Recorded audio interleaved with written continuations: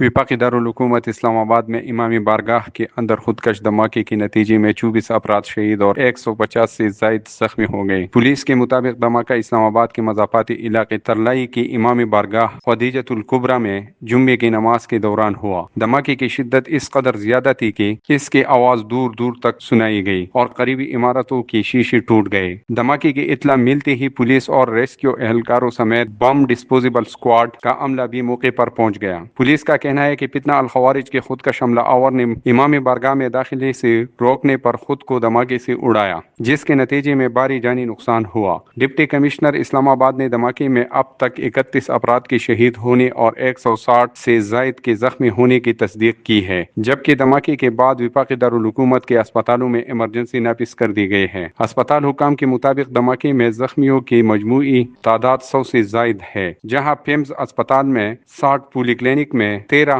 Federal general اسپتال میں 27 اور بے نظیر ہسپتال میں 2 زخمی لائے گئے ہیں۔